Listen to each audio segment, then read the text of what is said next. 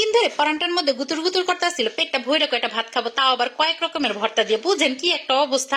তো কয়েক রকমের ভর্তা বানানো কিন্তু মুখের কথা না, মুখের কথা না, কিন্তু এটা কিন্তু হাতের কথা। মানে মুখ দিয়ে বললেই হবে না, হাতটাকে জোরে চালাতে হবে, মানে হাতটাকে থামানো যাবে না এরকম কয়েক রকমের ভর্তা বানাইতে গেলে। যেদিন দুপুরে এরকম কয়েক রকমের ভর্তা বানানোর কথা চিন্তা করবেন, ওই দিন হাতটাকে আগে থেকে কি করবেন, রেডি করে রাখবেন।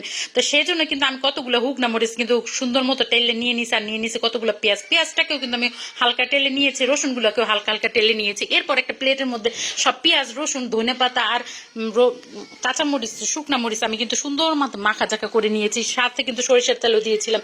কি বলবো, তাড়াহুড়ার চোটে কিন্তু সেগুলো ক্লিপ নিতেও ভুলে গিয়েছি। বুঝেন কি একটা অবস্থা। তারপর একটা ফ্রাই প্যান নিয়ে নিলাম, সরি একটা কড়াই নিয়ে নিলাম। কড়াইয়ের মধ্যে দিয়ে দিলাম কচুরগাটি, কচুরগাটি না কচুরমুখী, যে জানা আমার চেনে, কোনো সমস্যা নেই। হরুর তেল দিয়ে তার মধ্যে কচুরগাটিগুলো ছেড়ে দিয়ে তার মধ্যে হলুদ আর লবণ দিয়ে সুন্দর মতো নাড়াচাড়া করে দিয়েছি। এরপর দুইটা চিংড়ি মাছ দিয়ে দিলাম। চিংড়ি মাছ দিয়ে ঢেকে কতক্ষণ সেদ্ধ করে নাড়াচাড়া করলে কিন্তু তৈরি হয়ে যাবে এটা। এখন এটাকে নিয়ে যাব আমরা মেশিনের মধ্যে। আমি আমার মেশিনটার মধ্যে নিয়ে নিছি। আমার মেশিনটা হলো এই পাটাপোতায়। পাটাপোতার মধ্যে ভর্তা বানানোর স্বাদ যে কি, এটা কিন্তু যে পাটাপোতায় না খাইছে সে কিন্তু বুঝবে না। মানে যে পাটাপোতায় খাইছে সে কিন্তু অন্য কোনো ভাবে ভর্তা খাওয়ার কথা চিন্তাও করতে পারে না, মানে ব্লেন্ডারের কথা। আচ্ছা যাই হোক, আমার কচুরমুখী গুলো আর চিংড়ি মাছগুলো সুন্দর করে বাটাবাটি হয়ে গেছে। এখন যে সেই শুকনা মরিচের ভর্তাটা বানিয়ে রেখেছিলাম সেখান থেকে একটুখানি নিয়ে মাখাজোকা করলেই হয়ে যাবে এই যে আমাদের কচুরমুখীর ভর্তাটা। এখন আবার চলে যাব কড়াইয়ের মধ্যে, সেখানে দিয়ে দেবো একটা বড় মিডিয়াম সাইজের আলু। সেই আলুটাকে আমি পাতলা পাতলা করে কেটে কড়াইয়ের মধ্যে দিয়ে দিচ্ছি। হলুদ লবণ দিয়ে ঢেকে খুব সুন্দরভাবে সেদ্ধ না হওয়া পর্যন্ত ভেজে নিয়েছি। যখনই ভাজা হয়ে যাবে, সেদ্ধ হয়ে যাবে, তখন এগুলোকে উঠিয়ে আবার সেই মেশিনের মধ্যে চলে আসবো, মানে পাটার মধ্যে। আরে বোঝেন কি একটা অবস্থা, মাথা মাথা কিন্তু পুরাই নষ্ট হয়ে গেছে। আলু সেটাও আমি পাটার মধ্যে বেটে নিচ্ছি, কি একটা অবস্থা বুঝতে পারছেন।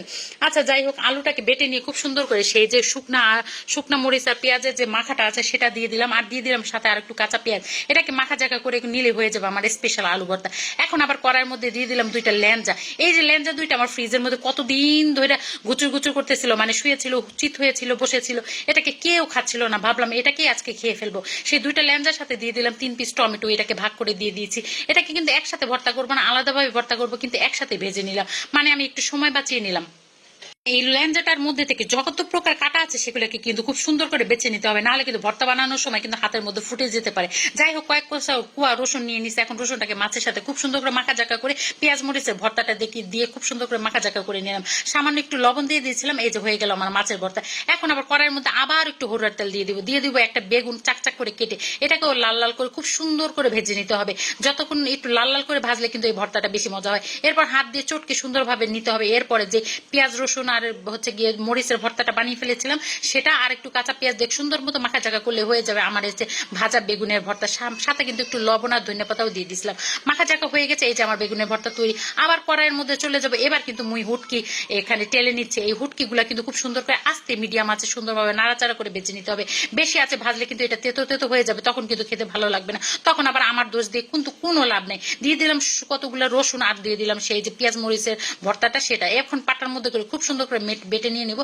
সাথে কিছু কাঁচা পেঁয়াজও দিয়ে দিচ্ছি। কাঁচা পেঁয়াজটা কিন্তু আদা বাটা করে বেটে নিতে হবে।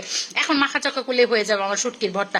এরপরে যে সেই টমেটোটা ভেজেছিলাম সেই টমেটোটাও নিয়ে নিলাম। টমেটোটার সাথে সেই পেঁয়াজ মরিচের যে ভর্তাটা আছে সেটার সাথে মাখা চাকা করলে কিন্তু আমার টমেটো ভর্তা হয়ে যাবে। সাথে কিন্তু একটু ধনেপাতা আর কাঁচা পেঁয়াজও দিয়ে দিয়েছিলাম। এই যে আমার টমেটোর ভর্তা হয়ে গেছে।